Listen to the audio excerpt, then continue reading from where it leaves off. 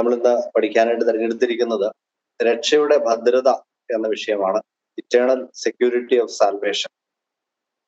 ദൈവം നമുക്ക് നൽകിയ രക്ഷ എത്രമാത്രം സുരക്ഷിതമാണ്.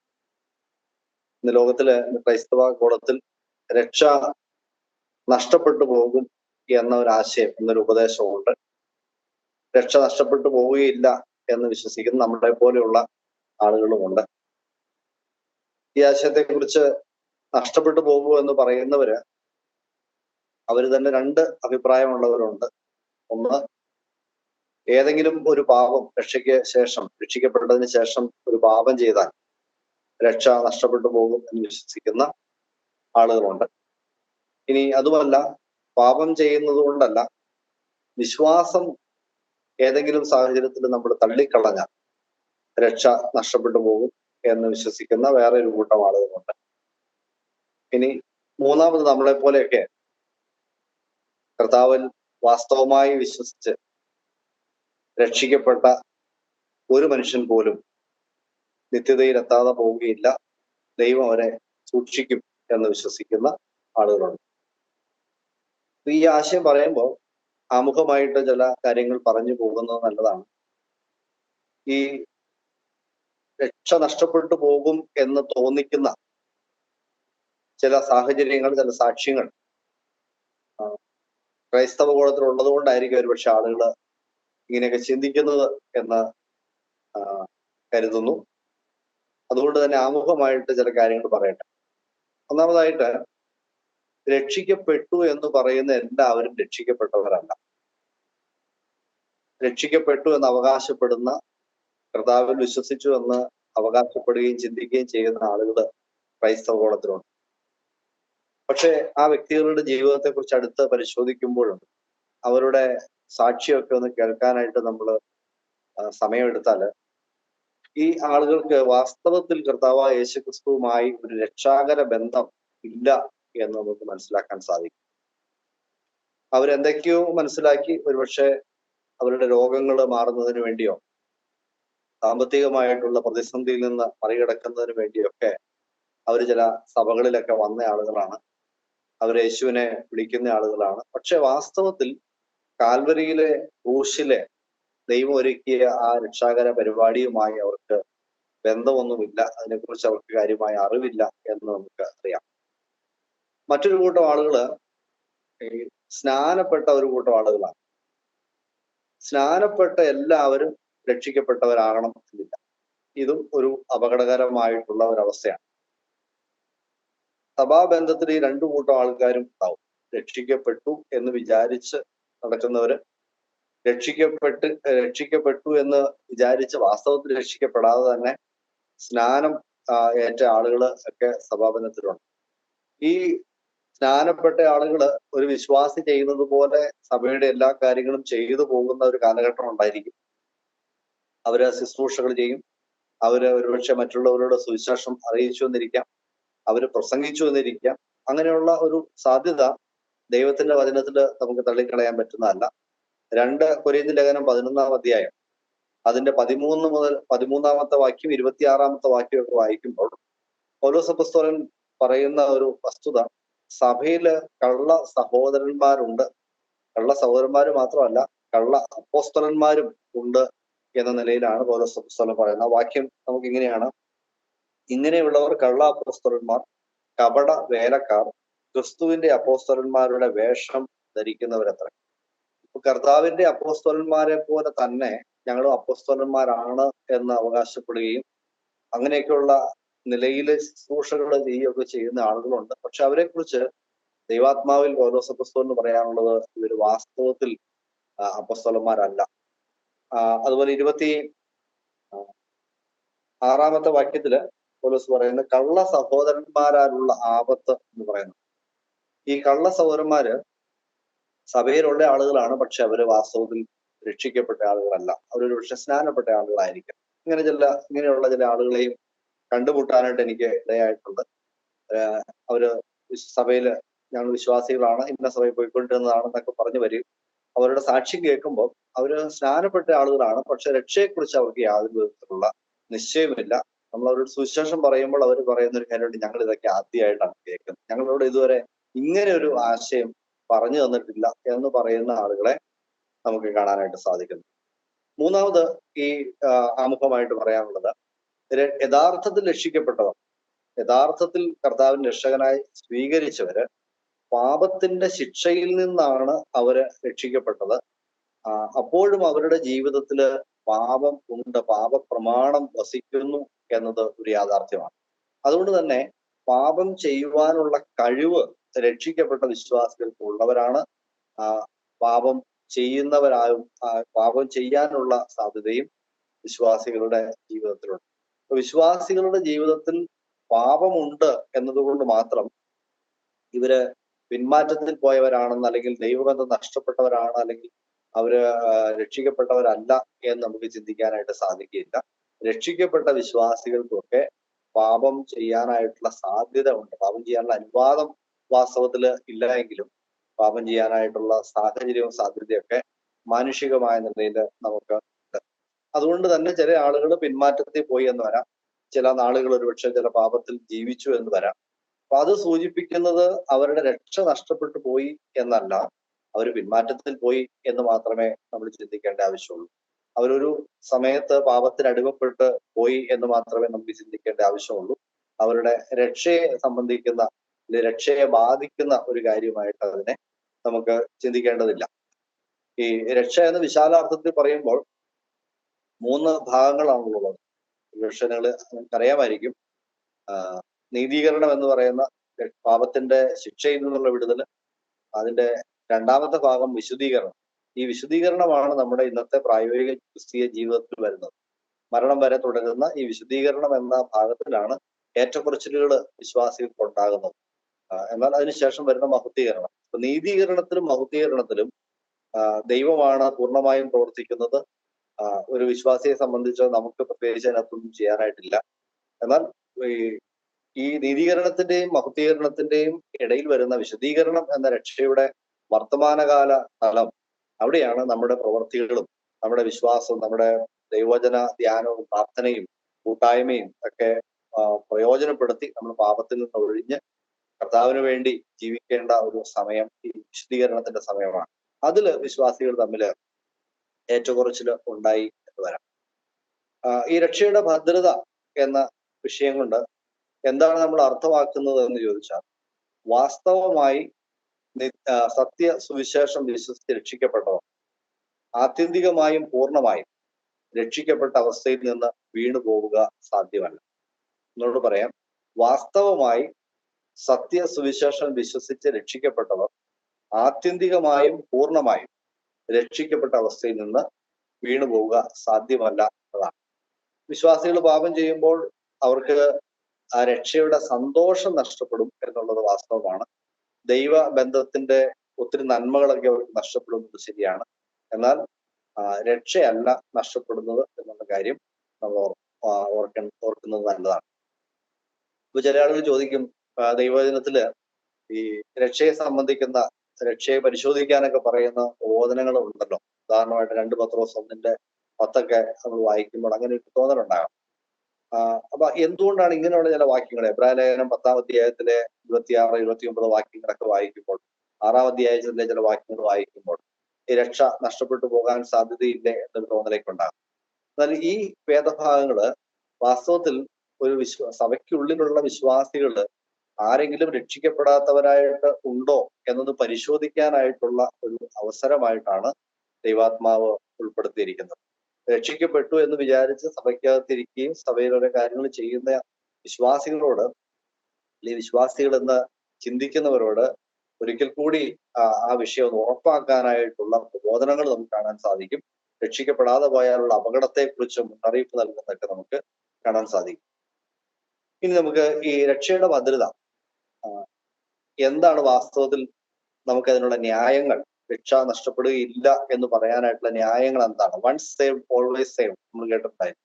ഒരിക്കൽ രക്ഷിക്കപ്പെട്ട ഒരു വ്യക്തി അവൻ എല്ലാ കാലത്തും രക്ഷിക്കപ്പെട്ട വ്യക്തി തന്നെയാണ് എന്നത്. ധാരാളം കാര്യങ്ങൾ, 10ഓളം കാര്യങ്ങൾ നമുക്ക് വേഗത്തിൽ പറയാൻ സാധിക്കുന്ന, സൂക്ഷ്മമായി പരിശോധിച്ചിട്ട് ഇനിയും കാരണങ്ങൾ കാണാൻ സാധിക്കും. ഇത് വെറുതെ ഒരാഗ്രഹമല്ല, രക്ഷ നഷ്ടപ്പെട്ടു പോകരുത് എന്നൊരു ആഗ്രഹമല്ല. ദൈവത്തിന്റെ വചനം വാസ്തവമായി ഇത് പഠിപ്പിക്കുന്നുണ്ട്. കർത്താവ് നമുക്ക് വേണ്ടി ഒരുക്കി വെച്ച രക്ഷ, കർത്താവ് നമ്മളിൽ യാഥാർത്ഥ്യമാക്കിയ രക്ഷ, ഒരു കാരണവശാലും ആ രക്ഷയുടെ അനുഭവത്തിൽ നിന്ന് ഒരു വിശ്വാസി വീണു പോവുക സാധ്യമല്ല എന്ന് ദൈവത്തിന്റെ വചനം പറയുന്നു. അതിന്റെ കാരണങ്ങൾ എന്തൊക്കെയാണ്? ഒന്നാമതായിട്ട് നമുക്ക് കാണാൻ സാധിക്കുന്നത്, ഈ രക്ഷ എന്റെ ജീവിതത്തിൽ, അല്ലെങ്കിൽ ഞാനല്ല ആരംഭിച്ചത്, അത് ദൈവമാണ് ആരംഭിച്ചത്. കുറച്ചുകൂടി വ്യക്തമായിട്ട് പറഞ്ഞാൽ, എന്റെ രക്ഷയുടെ അടിസ്ഥാനം ദൈവിക മുൻ നിർണയമാണ്. ആ മുൻ നിർണയത്തിന്റെ അടിസ്ഥാനത്തിൽ ദൈവം എന്നെ തിരഞ്ഞെടുത്തതാണ് എന്റെ രക്ഷയുടെ കാരണം എന്ന് നമുക്ക് വാക്യങ്ങൾ അറിയാം. എഫേസ്യ ലേഖനം 1-ാം അധ്യായത്തിന്റെ 4 മുതലുള്ള വാക്യങ്ങൾ വായിക്കുമ്പോൾ അവിടെ ഈ നമ്മുടെ രക്ഷയെക്കുറിച്ചൊക്കെ ദൈവത്തിന്റെ വചനം പറയുമ്പോൾ, ലോകസ്ഥാപനത്തിന് മുമ്പേ നമ്മെ മുൻ നിയമിച്ചു എന്നും നമ്മെ മുൻ നിർണയിച്ചു എന്നും ഒക്കെ ഉള്ള ആശയങ്ങൾ നമുക്ക് കാണാം. അപ്പൊ മുൻ നിയമനം, മുൻ നിർണയം എന്നൊക്കെയുള്ള വാക്കുകൾ നമുക്ക് മനസ്സിലാക്കാം. ഈ മുൻ നിർണയം എന്ന വാക്കാണ് predestination, to appoint beforehand, മുന്നമേ നിശ്ചയിക്കുക, ഏതെങ്കിലും ഒരു പ്രത്യേക കാര്യത്തിന് വേണ്ടി മുന്നമേ നിശ്ചയിക്കുക എന്നാണ് ആ വാക്കിന്റെ അർത്ഥം. റോമലേഖനം 8-ാം അധ്യായത്തിന്റെ 30-ാമത്തെ വാക്യത്തിലും ഈ ഒരു പ്രയോഗം നമ്മൾ കാണുന്നുണ്ട്. മുൻ നിയമിച്ചവരെ വിളിച്ചും വിളിച്ചവരെ നീതീകരിച്ചും നീതീകരിച്ചവരെ തേജസ്കരിച്ചും ഇരിക്കുന്നു. ഇപ്പൊ കർത്താവ് സുവിശേഷത്തിലേക്ക് വിളിക്കുന്നത് ആരെയാണ്, അല്ലെങ്കിൽ രക്ഷിക്കപ്പെടുവാനായിട്ട് സാധിക്കുന്നത് എങ്ങനെയുള്ളവർക്കാണ് എന്ന് ചോദിച്ചാൽ, ദൈവവചന അടിസ്ഥാനത്തിൽ നമുക്ക് പറയാൻ സാധിക്കും, ദൈവം ലോകസ്ഥാപനത്തിന് മുമ്പേ മുൻകൂട്ടി തീരുമാനിച്ച, മുൻകൂട്ടി തിരഞ്ഞെടുത്ത ആളുകളാണ് വാസ്തവത്തിൽ കർത്താവായ യേശുക്രിസ്തുവിന്റെ അടുക്കിലേക്ക് രക്ഷയ്ക്കായിട്ട് എത്തുന്നത്. ഞാൻ സുവിശേഷം കേൾക്കാനും രക്ഷിക്കപ്പെടാനും കാരണം എന്റെ ആത്മീക താല്പര്യമോ എന്റെ ആത്മീക അന്വേഷണമോ എന്റെ തീരുമാനമോ ഒക്കെയാണ് എന്ന് മാനുഷികമായിട്ട് മനുഷ്യന്റെ വശത്ത് നോക്കിയാൽ ഒരുപക്ഷെ നമുക്ക് തോന്നും. പക്ഷേ ദൈവത്തിന്റെ വചനത്തിലേക്ക് നമ്മൾ കയറുമ്പോൾ, വായിച്ചു നോക്കുമ്പോൾ, ഈ രക്ഷയ്ക്ക് കാരണം എന്റെ വിശ്വാസം എന്നത് ഒരു ഘടകമാണ്. വിശ്വാസം രക്ഷ സ്വീകരിക്കാനായിട്ടുള്ള വ്യവസ്ഥയായിരിക്കുമ്പോൾ തന്നെ എന്റെ വിശ്വാസത്തിനും പിറകിലേക്ക് പോയാൽ അതിനുള്ള കാരണം, എനിക്ക് താല്പര്യമുണ്ടായത്, ഞാൻ സുവിശേഷം കേൾക്കാനിടയായത്, ഈ വിശ്വാസം എന്നിൽ വന്നത്, ഇതിന്റെയൊക്കെ പിറകില് ദൈവത്തിന്റെ തീരുമാനമാണ്, ദൈവത്തിന്റെ നിർണയമാണ് എന്ന് മനസ്സിലാക്കുവാനായിട്ട് സാധിക്കും. ദൈവം ലോകസ്ഥാപനത്തിന് മുമ്പേ എന്നെ രക്ഷയ്ക്കായി തിരഞ്ഞെടുത്തു എന്നതാണ് എന്റെ രക്ഷയുടെ അടിസ്ഥാനം. അപ്പൊ എന്റെ ഭാഗത്തു നിന്ന് ആരംഭിച്ച ഒന്നല്ല ഇത്. ഈ തിരഞ്ഞെടുപ്പ് അൺകണ്ടീഷണൽ ആണ് എന്ന് ദൈവത്തിന്റെ വചനം കാണാം. അതായത് ലോകസ്ഥാപനത്തിന് മുമ്പാണ് എന്ന് പറയുമ്പോൾ എനിക്ക് അതിനകത്ത് പ്രത്യേകിച്ച് പങ്കൊന്നുമില്ല.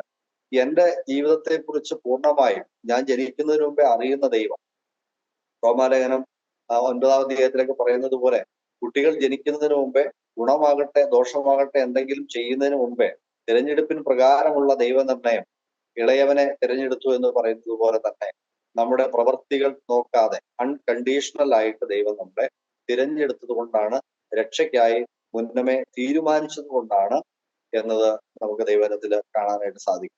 അപ്പോസ്തല പ്രവൃത്തികൾ 13-ാം അധ്യായത്തിന്റെ 49-ാമത്തെ വാക്യത്തില് നമ്മൾ ഒരു ഉദാഹരണം അതിന് കാണുന്നുണ്ട്.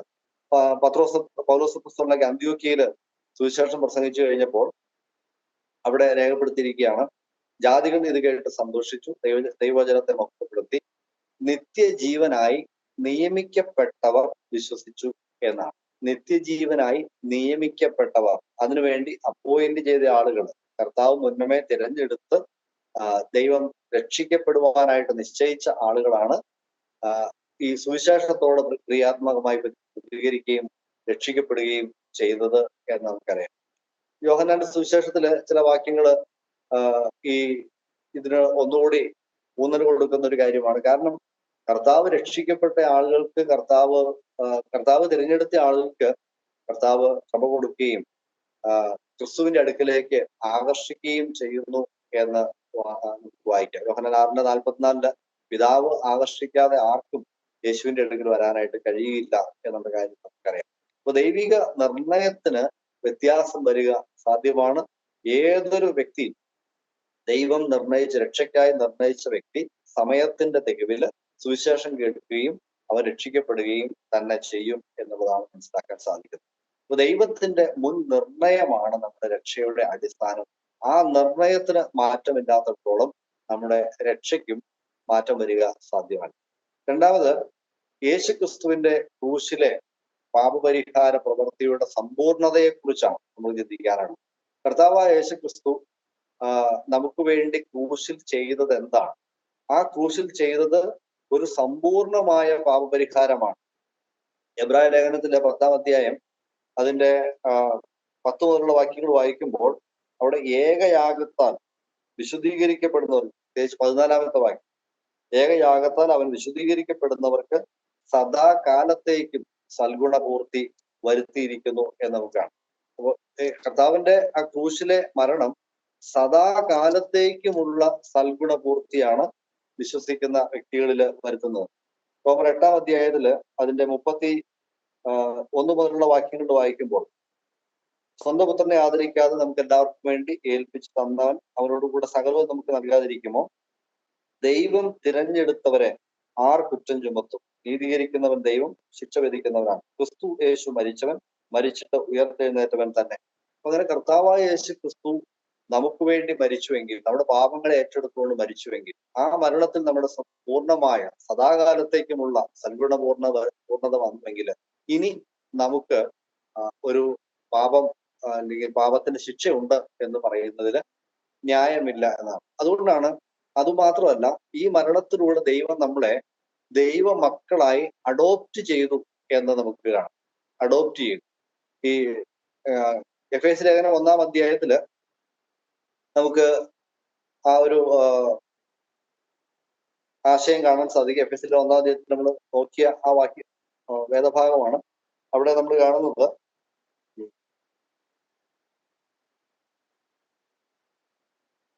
5-ാമത്തെ വാക്യത്തിൽ ഇങ്ങനെ വായിക്കുന്നു: യേശുക്രിസ്തു മുഖാന്തരം നമ്മെ ദത്തെടുക്കേണ്ടതിന് അവൻ പ്രിയനായവനിൽ നമുക്ക് സൗജന്യമായി നൽകിയ തന്റെ കൃപാമഹത്വത്തിന്റെ പുകഴ്ചയ്ക്കായി സ്നേഹത്തിൽ നമ്മെ നിയമിക്കുകയും ചെയ്തു. അപ്പൊ യേശുക്രിസ്തുവിലൂടെ ദൈവം ചെയ്തത് ഒരു വ്യക്തിയെ ദത്തെടുക്കുകയാണ്, അഡോപ്റ്റ് ചെയ്യുകയാണ് ചെയ്തത്. നമുക്കറിയാം, this adoption is A process that cannot be cancel. അതൊരു നിയമപരമായ ഒരു നടപടിയാണ്. ഒരു കുട്ടിയെ ദത്തെടുക്കണമെങ്കിൽ അതിനുള്ള നിയമ പരിപാടികളൊക്കെ പാലിച്ച് ദത്തെടുത്തു കഴിഞ്ഞാൽ പിന്നീട് ഒരു കാരണവശാലും ആ അഡോപ്ഷൻ ക്യാൻസൽ ചെയ്യാനായിട്ട് സാധിക്കില്ല. ആ വ്യക്തി എങ്ങനെ, ഈ കുഞ്ഞ് വളർന്നു വരുമ്പോൾ എങ്ങനെയുള്ള വ്യക്തിയാണെങ്കിലും, ഏത് സ്വഭാവമുള്ള വ്യക്തിയാണെങ്കിലും, ഈ ദത്തെടുത്ത ആൾക്ക് ഇഷ്ടപ്പെട്ടാലും ഇഷ്ടപ്പെട്ടില്ലേലും ഇദ്ദേഹത്തിന്റെ എല്ലാ സ്വത്തിനും അവകാശിയായി ഒരു ലീഗൽ ഹെയർ ആയിട്ട് ഈ വ്യക്തി മാറുന്നതാണ്. റോമാലേഖനം 8-ാം അധ്യായത്തില് പുത്രത്വത്തിന്റെ ആത്മാവിനെ നമുക്ക് തന്നിരിക്കുന്നു എന്നാണ്. ഈ പുത്രത്വത്തിന്റെ ആത്മാവ് എന്നുള്ളത് ഇംഗ്ലീഷിൽ അത് വായിക്കുമ്പോൾ സ്പിരിറ്റ് ഓഫ് അഡോപ്ഷൻ എന്നാണ്. സ്പിരിറ്റ് ഓഫ് അഡോപ്ഷൻ 8-ാം അധ്യായത്തില് 15-ാമത്തെ വാക്യത്തിൽ നമ്മൾ വായിക്കുന്നു: നിങ്ങൾ പിന്നെയും ഭയപ്പെടേണ്ടതിന് ദാസ്യത്തിന്റെ ആത്മാവിനെ അല്ല, നാം അബ്ബാ പിതാവേ എന്ന് വിളിക്കുന്ന പുത്രത്തിന്റെ ആത്മാവിനെ അത്രേ പ്രാപിച്ചത്. അപ്പോൾ ഈ സ്പിരിറ്റ് ഓഫ് അഡോപ്ഷനെയാണ് ദൈവം നമുക്ക് തന്നിരിക്കുന്നത്. അഥവാ നമ്മളെ ദൈവം യേശുക്രിസ്തുവിന്റെ സഹോദരങ്ങളായി ദത്തെടുത്തിരിക്കുന്നു എന്ന ഒരാശയമാണ്. ഇത് നമുക്ക് ക്യാൻസൽ ചെയ്യാൻ പറ്റാത്ത ഒരു നിയമ നടപടിയാണ്. മൂന്നാമത്, യേശുക്രിസ്തുവിന്റെ മധ്യസ്ഥ ശുശ്രൂഷയെ കുറിച്ച് നമുക്ക് ചിന്തിക്കാനായിട്ട് സാധിക്കും. കർത്താവിന്റെ ക്രൂശിലെ പൂർണ്ണമായ ശുശ്രൂഷയെ കുറിച്ച് നമ്മൾ പറഞ്ഞു. അതിന്റെ കൂടെ തന്നെ റോമാലേഖനം 8-ാം അധ്യായത്തില് 34-ാമത്തെ വാക്യത്തിൽ വായിക്കുന്നു: ക്രിസ്തുയേശു മരിച്ചവൻ, മരിച്ചിട്ട് ഉയർത്തെഴുന്നേറ്റവൻ തന്നെ, അവൻ ദൈവത്തിന്റെ വലതുഭാഗത്തിരിക്കുകയും നമുക്ക് വേണ്ടി പക്ഷപാതം കഴിക്കുകയും ചെയ്തു. കർത്താവായ യേശുക്രിസ്തു നമ്മുടെ രക്ഷാകര പരിപാടി പൂർത്തിയാക്കി സ്വർഗാരോഹണം ചെയ്ത് പിതാവിന്റെ വലതുഭാഗത്ത് ഇരുന്നുകൊണ്ട് ഇന്ന് എന്താണ് ചെയ്യുന്നത് എന്ന് ചോദിച്ചാൽ, നമ്മുടെ പാപങ്ങൾക്ക് നേരെ കുറ്റം ചുമത്തുന്ന മനുഷ്യർക്ക് അല്ലെങ്കിൽ കുറ്റം ചുമത്തുന്നവർക്ക് അതിനുള്ളൊരു മറുപടിയായിട്ട് കർത്താവ് ഇവിടെ ഇരിക്കുകയാണ്. കർത്താവിൽ വിശ്വസിച്ച് നീതീകരിക്കപ്പെട്ട മനുഷ്യരെ കുറ്റം ചുമത്തുവാനായിട്ട് ആർക്കും സാധിക്കുകയില്ല. കാരണം യേശുക്രിസ്തു എന്ന വ്യക്തി നമ്മുടെ പാപങ്ങളുടെ പരിഹാരമായി തീർന്ന വ്യക്തി, അതിന്റെ എല്ലാ നടപടികളും പൂർത്തിയാക്കിയ വ്യക്തി ദൈവത്തിന്റെ വലതുഭാഗത്തിരുന്ന് നമുക്ക് വേണ്ടി വാദിക്കുന്നു. ഒരു വക്കീലിനെ പോലെ, ഒരു അഡ്വക്കേറ്റിനെ പോലെ കർത്താവ് നമുക്ക് വേണ്ടി വാദിക്കുന്നു. യോഹന്നാന്റെ ലേഖനത്തിലേക്ക് വരുമ്പോൾ, 1 യോഹന്നാൻ 2-ാം അധ്യായം അതിന്റെ 1-2 വാക്യങ്ങളിൽ ഇങ്ങനെയാണ് വായിക്കുന്നത്. എന്റെ കുഞ്ഞുങ്ങളെ, നിങ്ങൾ പാപം ചെയ്യാതിരിപ്പാൻ ഞാനിത് നിങ്ങൾക്ക് എഴുതുന്നു. ഒരുത്തൻ പാപം ചെയ്തുവെങ്കിലോ നീതിമാനായ യേശുക്രിസ്തു എന്ന കാര്യസ്ഥൻ നമുക്ക് പിതാവിന്റെ അടുക്കലുണ്ട്. അവൻ നമ്മുടെ പാപങ്ങൾക്ക് പ്രായശ്ചിത്തമാകും. ഒരു വിശ്വാസി പാപം ചെയ്യാനുള്ള സാധ്യത അവിടെ ഉണ്ട് എന്നുകൂടി പറയുന്നു. എന്നാൽ പാപം ചെയ്താൽ രക്ഷ നഷ്ടപ്പെട്ടു പോകുമെന്നുള്ളതല്ല പറയുന്നത്. യേശുക്രിസ്തു എന്ന കാര്യസ്ഥൻ നമുക്ക് പിതാവിന്റെ അടുക്കൽ ഉള്ളത് കൊണ്ട് നമ്മുടെ രക്ഷ അവിടെ ഭദ്രമാണ്. കാരണം നമുക്ക് വേണ്ടി വാദിക്കുന്ന ഒരു വക്കീലാണ്. നാട്ടില് നമുക്കറിയാമല്ലോ, ആളുകൾ പറയാറുണ്ട്, നല്ലൊരു വക്കീലും ആവശ്യത്തിന് പണം ഉണ്ടെങ്കിൽ എന്ത് കുറ്റവും ഈ നാട്ടിൽ ചെയ്യാം എന്നൊരു പ്രയോഗമാണ്. എന്ന് പറഞ്ഞാൽ, ഒരു നല്ല വക്കീലുണ്ടെങ്കിൽ ആ വക്കീല് നമുക്ക് വേണ്ടി വാദിച്ച് നമ്മുടെ കേസ് ജയിക്കും എന്ന് പറയുന്നത് പോലെ കർത്താവായ യേശു ക്രിസ്തുവിനെ പോലെ ഒരു അഡ്വക്കേറ്റ് വേറെ നമുക്കില്ല. ഈ അഡ്വക്കേറ്റിന്റെ പ്രത്യേകത എന്താണ്? നമ്മൾ ചെയ്യുന്ന ഈ പാപത്തിന്റെ പരിഹാരം ഓൾറെഡി ചെയ്ത വ്യക്തിയാണ് അവിടെ ഇരിക്കുന്നത്. ഇപ്പോൾ ദൈവസന്നിധിയിൽ എന്നെ കുറ്റം ചുമത്തുന്ന, നമ്മുടെ സക്കറിയാവിന്റെ പുസ്തകത്തിലൊക്കെ കാണുന്നുണ്ട്, മഹാപുരോഹിതനായ യോശുവയെ സാത്താൻ കുറ്റം ചുമത്തിക്കൊണ്ട് ദൈവസന്നിധി നിൽക്കുന്നു. അപ്പോൾ അവിടെ ഒരു ദൂതൻ വന്നിട്ട് അതിനൊരു മറുപടിയൊക്കെ പറയുന്നു. ആ ദൂതൻ യേശുക്രിസ്തുവിന്റെ ഒരു ചിത്രമായിട്ടാണ് നമ്മൾ കാണുന്നത്. നമ്മള് ദൈവസന്നിധിയിൽ നിൽക്കുന്നു, നമ്മുടെ പാപങ്ങൾക്കെതിരെ പിശാച് ആരോപണം ഉന്നയിക്കുന്നു. അപ്പൊ കർത്താവ് പിതാവിനോട് പറയുന്നു, പിതാവെ, ഈ പാപത്തിന് അവനെ ശിക്ഷിക്കാനായിട്ടുള്ള വകുപ്പില്ല. കാരണം ആ പാപങ്ങളുടെ കുറ്റവും ഞാൻ ഏറ്റെടുത്തതാണ്, ആ പാപത്തിന്റെ ശിക്ഷയും കൂടി ഞാൻ അനുഭവിച്ചതാണ്. അതുകൊണ്ട് ഇവനെ ശിക്ഷിക്കാനായിട്ട് വകുപ്പില്ല എന്ന് വാദിക്കുന്ന ഒരു വക്കീലായിട്ട് കർത്താവ് നമുക്ക് വേണ്ടി ദൈവസന്നിധിയിൽ. അപ്പോ ഇനിയും ധാരാളം കാര്യങ്ങൾ നമുക്ക് പറയാം. മറ്റൊരു പ്രധാനപ്പെട്ട കാരണമാണ് നമ്മുടെ രക്ഷയുടെ ഉറപ്പിനെ കുറിച്ചുള്ള മറ്റൊരു തെളിവാണ് പരിശുദ്ധാത്മാവ് എന്ന അച്ചാരം, earnest of the holy spirit. എഫേസ്യ ലേഖനം 1-ാം അധ്യായത്തിന്റെ 14-ാമത്തെ വാക്യത്തില്, ഞാൻ ഈ PPT കാണിക്കുന്ന പോയിന്റുകൾ ഇടയ്ക്ക് അങ്ങോട്ട് കൂടെ ചിലപ്പം വ്യത്യാസം വരും. നമുക്ക് എല്ലാം പൂർത്തിയാക്കാനായിട്ട് സമയം കിട്ടിയത് പറ്റില്ല. നമ്മുടെ തന്റെ സ്വന്തം ജനത്തിന്റെ വീണ്ടെടുപ്പിന് വേണ്ടി തന്റെ മഹത്വത്തിന്റെ പുകഴ്ചയ്ക്കായിട്ട് നമ്മുടെ അവകാശത്തിന്റെ അച്ചാരമായ വാഗ്ദത്തത്തിൽ പരിശുദ്ധാത്മാവിനാൽ മുദ്രയിട്ടിരിക്കുന്നു. ഒരു വിശ്വാസിയെ ദൈവം മുദ്രയിട്ടിരിക്കുന്നു, സീൽ ചെയ്തിരിക്കുന്നു എന്നാണ്. ഈ സീൽ എന്ന് പറയുമ്പോൾ തന്നെ ഉടമസ്ഥ അവകാശത്തെയും ദൈവത്തിന്റെ പ്രത്യേക സംരക്ഷണത്തെയുമാണ് കാണിക്കുന്നത്. ദൈവം ഒരു വ്യക്തിയെ, ഒരു വിശ്വാസിയെ മുദ്ര വെച്ചിരിക്കുന്നു എന്ന് പറയുമ്പോൾ തന്നെ അവന്റെ സുരക്ഷിതത്വം അവിടെ ഉറപ്പാണ്. എന്നാൽ അതിന്റെ കൂടെ തന്നെ ദൈവാത്മാവ് പറയുകയാണ്, പരിശുദ്ധാത്മാവ് എന്ന അച്ചാരം നമുക്ക് നൽകിയിരിക്കുന്നു. ഈ അച്ചാരം എന്ന മലയാള വാക്ക് പല വിശ്വാസികൾക്കും അർത്ഥം മനസ്സിലാക്കാനായിട്ട് ബുദ്ധിമുട്ടുള്ളൊരു വാക്കായിരിക്കും. ഇന്ന് സാധാരണ ഉപയോഗിക്കാത്ത ഒരു വാക്കാണ്. പഴയ കാലത്ത് കാരണവന്മാരൊക്കെ കച്ചവടങ്ങൾ നടത്തുന്ന സമയത്ത് ഒരു വസ്തുവോ അല്ലെങ്കിൽ ഒരു തടിയോ ഒക്കെ വാങ്ങാൻ വേണ്ടി, ഒരു കാളയോ ഒക്കെ വാങ്ങാനായിട്ട് തീരുമാനിക്കുമ്പോൾ അതിനെ കണ്ട് ഇഷ്ടപ്പെട്ടു കഴിഞ്ഞാൽ ഇന്ന തുകയ്ക്ക് ഞാൻ ഈ വസ്തുവിനെ വാങ്ങിക്കൊള്ളാം എന്നതിന് ഉറപ്പായിട്ട് അവർ കൊടുക്കുന്ന ഒരു അഡ്വാൻസ് എമൗണ്ട് ഉണ്ട്. ഈ അഡ്വാൻസ് എമൗണ്ടിനാണ് അച്ചാരം എന്ന് പറയുന്നത്. പഴയ ഇംഗ്ലീഷിൽ അതിനെ ഏണസ്റ്റ് എന്നാണ് പറയുന്നത്. അപ്പൊ പരിശുദ്ധാത്മാവിനെ ദൈവം നമുക്ക് തന്നിരിക്കുന്നത് നമ്മുടെ ജീവിതത്തിൽ നമുക്ക് വേണ്ടി ദൈവം ഒരുക്കി വെച്ചിരിക്കുന്ന വലിയൊരു അവകാശം നമുക്ക് ലഭിക്കും എന്നതിന്റെ ഉറപ്പായിട്ട് ദൈവം പറയാണ്, എന്നാ അഡ്വാൻസ് പിടിച്ചോ എന്ന് പറഞ്ഞ് നമുക്ക് പരിശുദ്ധാത്മാവിനെ തരിക. അപ്പൊ പരിശുദ്ധാത്മാവിനെ നമുക്ക് ലഭിച്ചതോടുകൂടി ഒരു കാര്യത്തിൽ 100% ഉറപ്പ് വന്നിരിക്കുന്നു. ഈ കച്ചവടം ദൈവം ഉറപ്പിച്ചിരിക്കുന്നു, നമ്മളെ ദൈവം വിലയ്ക്ക് വാങ്ങിയിരിക്കുന്നു. ഇനി ദൈവത്തിന്റെ അവകാശം, ദൈവത്തിനുള്ളത് എല്ലാത്തിനും നമ്മളും അവകാശികളാണ്. വിശ്വാസികൾക്ക്, രക്ഷിക്കപ്പെടുന്നവർക്ക് ദൈവം നൽകാമെന്ന് പറഞ്ഞിരിക്കുന്ന എല്ലാ നന്മകളും, എല്ലാ അനുഗ്രഹങ്ങളും നമുക്ക് ലഭിക്കുക തന്നെ ചെയ്യും എന്നുള്ളതിന്റെ ഉറപ്പാണ് ഈ പരിശുദ്ധാത്മാവ് എന്ന അച്ചാരം എന്ന് പറയുന്നത്. ഈശോരെ, നമ്മുടെ സമയം ആയോ? കുഴപ്പമില്ല, 5 മിനിറ്റ് കൂടെ. ഓക്കെ, ഇപ്പൊ പരിശുദ്ധാത്മാവിനെ അഡ്വാൻസ് ആയിട്ട് തന്നിരിക്കുന്നു എന്നതും ഒരു വിശ്വാസിയുടെ രക്ഷയ്ക്കുള്ള ഉറപ്പാണ്. ആ പരിശുദ്ധാത്മാവിനാൽ നമ്മളെ മുദ്ര ഇട്ടിരിക്കുന്നു. ആ പരിശുദ്ധാത്മാവ് എന്ന അഡ്വാൻസ് നമുക്ക് തന്നിരിക്കുന്നു. സമയമില്ലാത്തതുകൊണ്ട് ഞാൻ വേഗത്തിൽ ഓടിച്ചു പോവുകയാണ്. മറ്റൊരു പ്രധാനപ്പെട്ട കാര്യമാണ് നമ്മൾ ഈ PPT-യിൽ 5-ാമതായിട്ട് കാണിച്ചിരിക്കുന്നത്, believers are kept by the power of God. രക്ഷിക്കപ്പെട്ട ഒരു മനുഷ്യൻ നിലനിൽക്കുന്നത് അല്ലെങ്കിൽ അവനെ അവസാനത്തോളം എത്തിക്കുക എന്നത് ദൈവം ചെയ്യുന്ന ജോലിയാണ്. രക്ഷിക്കപ്പെട്ടവർ അവസാനം വരെ എത്തണം എന്ന്, നമ്മുടെ സ്വന്തം കഴിവ് കൊണ്ട് എത്തണം എന്ന് അല്ല ദൈവത്തിന്റെ കാര്യം പറയുന്നത്. മത്തായിയുടെ സുവിശേഷം 24-ാം അധ്യായത്തിലൊക്കെ ഉള്ള ചില വാക്യങ്ങൾ ഒരുപക്ഷെ ആളുകൾക്ക് ചോദ്യമായിട്ടുണ്ട്. അവസാനത്തോളം സഹിച്ചു നിൽക്കുന്നവൻ രക്ഷിക്കപ്പെടും എന്നൊക്കെയുള്ള വാക്യങ്ങൾ നമുക്കുണ്ട്. ആ വാക്യങ്ങളെ കുറിച്ച് അതിന്റെ പശ്ചാത്തലം പഠിക്കുമ്പോൾ നമുക്കറിയാം, ഇത് മഹാപീഡന കാലത്ത് രക്ഷിക്കപ്പെടുന്ന ആളുകളെ കുറിച്ച് ഉള്ള വാക്യമാണ്. അവിടെ മഹാപീഡനം നടക്കുന്ന സമയത്ത്, ഈ എതിർ ക്രിസ്തുവിന്റെ ഉപദ്രവമൊക്കെ നടക്കുന്ന സമയത്ത് വിശ്വാസത്തിൽ പിടിച്ചു നിൽക്കുന്നതിനെ കുറിച്ചൊക്കെയാണ് അവിടെ പറയുന്നത്. അതല്ലാതെ അത് സഭാ യുഗത്തെക്കുറിച്ച്, ഈ കൃപായുഗത്തെ കുറിച്ചുള്ള ഒരു കാര്യമല്ല അവിടെ പറയുന്നത് എന്ന് മനസ്സിലാക്കിയാൽ നമുക്ക് ആ ആശയക്കുഴപ്പം ഒഴിവാക്കാനായിട്ട് സാധിക്കും. ഈ രക്ഷിക്കപ്പെട്ട ഒരു വ്യക്തിയെ, അതായത് യേശു ക്രിസ്തുവിനെ രക്ഷകനായി സ്വീകരിച്ച ഒരു വ്യക്തിയെ കാത്തു സൂക്ഷിക്കുന്നത് ദൈവം തന്നെയാണ്.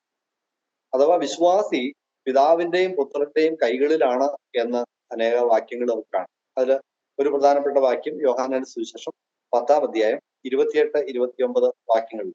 അവിടെ കർത്താവ് പറയുകയാണ്, എന്റെ ആടുകൾ എന്റെ ശബ്ദം കേൾക്കുന്നു, അവ എന്നെ അനുഗമിക്കുന്നു, ഞാൻ അവയ്ക്ക് നിത്യജീവൻ കൊടുക്കും, അവ ഒരു നാളും നശിച്ചു പോവുകയില്ല, ആരും അവയെ എന്റെ കയ്യിൽ നിന്ന് പിടിച്ചു പറിക്കുകയുമില്ല. അവയെ തന്നിരിക്കുന്ന എന്റെ പിതാവ് എല്ലാവരിലും വലിയവൻ, പിതാവിന്റെ കയ്യിൽ നിന്നും പിടിച്ചു പറപ്പാൻ ആർക്കും കഴിയുകയില്ല.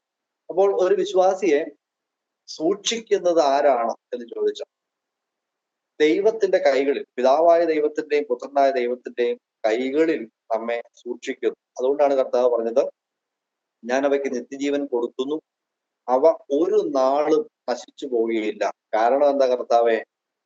എന്റെ കയ്യിൽ നിന്ന് അവരെ പിടിച്ചുകൊണ്ട് പോകാൻ ആർക്കും കഴിയുകയില്ല, പിതാവിന്റെ കയ്യിൽ നിന്ന് അവരെ പിടിച്ചുകൊണ്ട് പോകാൻ ആർക്കും കഴിയില്ല. കർത്താവിന്റെ സ്തോത്രം. അപ്പൊ അത്ര ഉറപ്പായിട്ട് ദൈവം നമ്മളെ സൂക്ഷിച്ചിരിക്കുന്നു.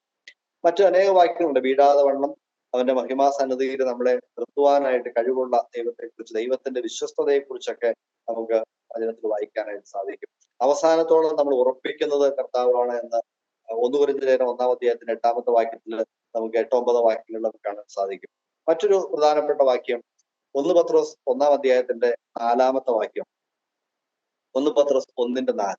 അവിടെ അന്ത്യകാലത്ത് വെളിപ്പെടുവാൻ ഒരുങ്ങിയിരിക്കുന്ന രക്ഷയ്ക്ക് വിശ്വാസത്താൽ ദൈവശക്തിയിൽ കാക്കപ്പെടുന്ന നിങ്ങൾക്ക് വേണ്ടി സ്വർഗത്തിൽ സൂക്ഷിച്ചിരിക്കുന്നതും വാട്ടം ക്ഷയം മാലിന്യം ഒന്നുമില്ലാത്ത അവകാശത്തിനായി തന്നെ വീണ്ടും ജനിപ്പിച്ചിരിക്കുന്നു എന്നാണ്.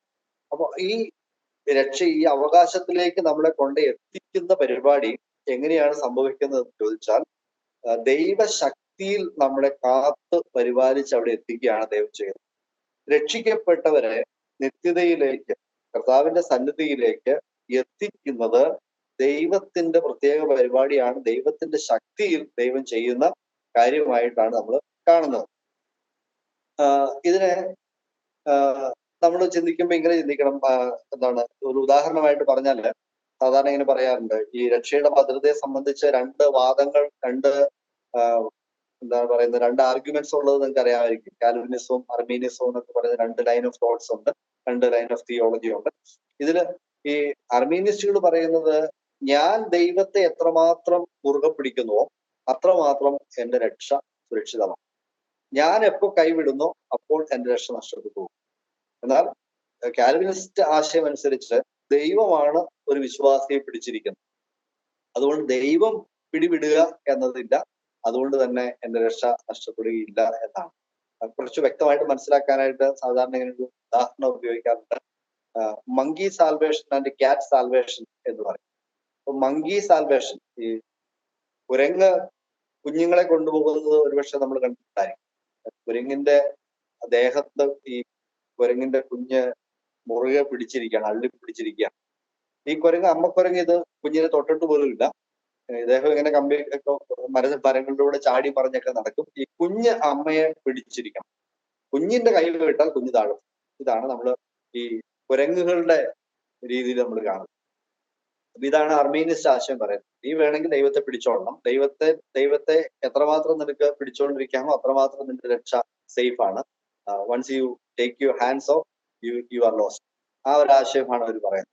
പക്ഷെ ദൈവജനത്തിൽ പറയുന്ന ആശയങ്ങൾ പറയുമ്പോൾ അതൊരു ക്യാറ്റ് സാൽവേഷൻ എന്ന് പറയാറുണ്ട്. ക്യാറ്റ് സാൽവേഷൻ എന്ന് പറഞ്ഞാൽ പൂച്ച കുഞ്ഞുങ്ങളെ കൊണ്ടുപോകുന്ന ഒരു ചിത്രം. പൂച്ച കുഞ്ഞുങ്ങളെ കൊണ്ടുപോകുന്നത്, പൂച്ച കുഞ്ഞിന്റെ കുഞ്ചിയിൽ അതിന്റെ കഴുത്തിൽ കടിച്ച് എടുത്തുകൊണ്ട് പോവുകയാണ്. കുഞ്ഞ് ഒരു ഒരല്പം പോലും അമ്മയെ പിടിച്ചിട്ടില്ല, അമ്മയെ തൊട്ടിട്ടില്ല. അമ്മയുടെ കയ്യിലാണ് അതിന്റെ പൂർണ്ണമായ നിയന്ത്രണം.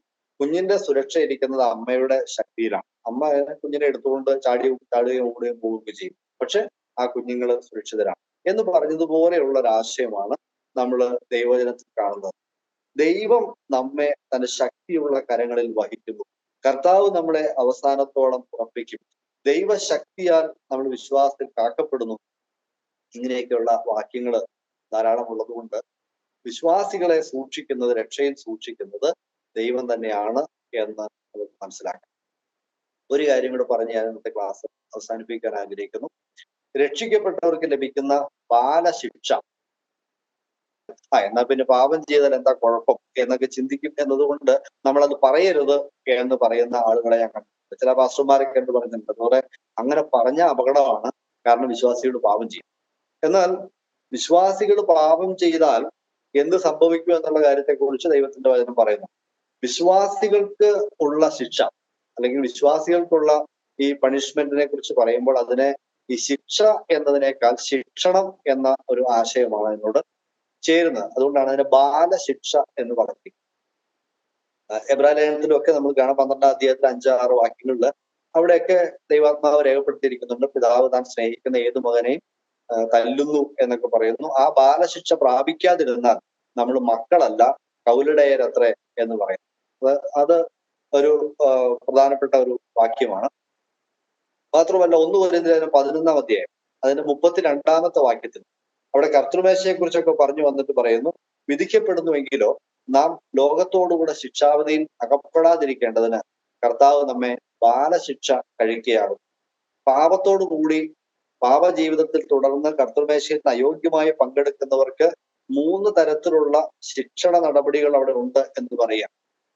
അവര് ബലഹീനരാകുന്നു, രോഗികളാകുന്നു, ചില ആളുകൾ മരണപ്പെട്ടു പോകാൻ ഇടയായിത്തീരും. അപ്പോൾ വിശ്വാസ ജീവിതത്തിലെ വിശ്വാസികൾക്ക് വരുന്ന ബലഹീനതകള്, അവർക്ക് വരുന്ന ചില രോഗങ്ങൾ, എല്ലാ രോഗങ്ങളും ഈ ചസ്റ്റൈസ്മെന്റ് ആവണമെന്നില്ല.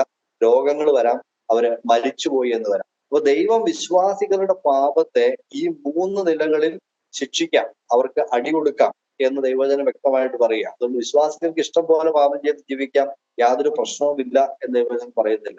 എന്നാൽ അവർക്ക് മരണത്തിനപ്പുറത്തേക്ക് ഒരു ശിക്ഷ ഇല്ല എന്നാണ് ദൈവത്തിന്റെ വചനം പറയുന്നത്. ദൈവസന്നിധിയിൽ ചെല്ലുമ്പോൾ അവിടെ ഒരു ശിക്ഷാവിധി ഇനിയില്ല. കാരണം നമ്മുടെ ശിക്ഷകൾ കർത്താവായ ഏറ്റെടുത്തു. ഇനി നമുക്കുള്ളത് ഈ ചാസ്റ്റൈസ്മെന്റ് ആണ്.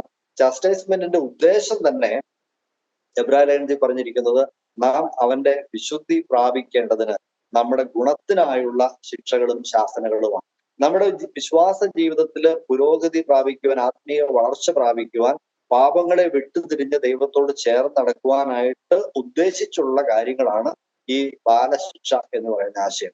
അതുകൊണ്ടാണ് 1 കൊരിന്ത്യർ 11-32 വ്യക്തമായിട്ട് പറയുന്നത് ലോകത്തോടു കൂടെ ശിക്ഷാവിധിയിൽ അകപ്പെടാതിരിക്കാനാണ്. അഥവാ ലോകത്തിന് ദൈവം കൊടുക്കാൻ പോകുന്ന ശിക്ഷാവിധിയിൽ വിശ്വാസികൾ ഉൾപ്പെടുന്നില്ല. ആ ശിക്ഷാവിധിയിൽ നിന്ന് നമുക്ക് മാറി നിൽക്കാനായിട്ടൊരു വകുപ്പ് കൂടിയാണ് ദൈവം ഈ ലോകത്തിൽ നമ്മൾ ജീവിച്ചിരിക്കുമ്പോൾ നമ്മൾ ചെയ്യുന്ന തെറ്റുകൾക്ക് ദൈവം അടി തരുന്നത്, ശിക്ഷ തരുന്നത്. അതിന് ബലഹീനതയും രോഗവും മരണവും ഒക്കെ ഉണ്ടാകാം എന്ന് പറയും. അപ്പൊ ഇങ്ങനെയുള്ള പല കാരണങ്ങൾ, ഇനിയും പല കാരണങ്ങൾ പറയാനുള്ള സമയത്തിന്റെ പരിമിതി മൂലം ഞാനിവിടെ എത്താൻ ആഗ്രഹിക്കുന്നു. ഒരിക്കൽ രക്ഷിക്കപ്പെട്ട കർത്താവായ യേശുക്രിസ്തുവിനെ വാസ്തവത്തിൽ നമ്മുടെ രക്ഷകനായ ഹൃദയത്തിൽ സ്വീകരിച്ചാൽ നമ്മൾ കർത്താവിന്റെ സന്നിധിയിൽ എത്തും എന്നുള്ള കാര്യത്തിന് യാതൊരു സംശയവും അക്കാര്യത്തിലില്ല. ദൈവം അത്ര വലിയ ഒരു രക്ഷയാണ് ഒരുക്കി തന്നിരിക്കുന്നത്. ദൈവം നമ്മെ നിത്യതയിലെ തിരഞ്ഞെടുത്തു, നിയമിച്ചു. കർത്താവ് നമ്മളെ ക്രിസ്തുവിന്റെ പൂർണ്ണമായ പാപപരിഹാര യാഗത്താൽ പൂർണ്ണമായി നീതീകരിച്ചു. നമ്മെ മക്കളായി ദത്തെടുത്തിരിക്കുന്നു. അതുപോലെ കർത്താവിന്റെ മധ്യസ്ഥ ശുശ്രൂഷ നമുക്ക് വേണ്ടിയുണ്ട്. കർത്താവിന്റെ ശക്തിയിൽ നമ്മളെ കാത്തു സൂക്ഷിക്കപ്പെടുന്നു. പരിശുദ്ധാത്മാവ് എന്ന അഡ്വാൻസ് നമ്മുടെ അവകാശത്തിന്റെ പൂർണ്ണത നമ്മൾ പ്രാപിക്കുമെന്നതിന്റെ ഉറപ്പായിട്ട് നമുക്ക് തന്നിരിക്കുന്നു. അതുപോലെ തന്നെ വിശ്വാസികൾ പാപം ചെയ്യുമ്പോൾ ലഭിക്കുന്ന ബാലശിക്ഷയും രക്ഷയുടെ ഭദ്രതയെ സൂചിപ്പിക്കുന്നതാണ്. ഇന്നത്തെ ഈ പഠനം നമുക്ക് അനുഗ്രഹത്തിന് കാരണമായി തീരട്ടെ എന്ന് പ്രാർത്ഥിക്കുന്നു. കർത്താവിന്റെ നാമം മാത്രം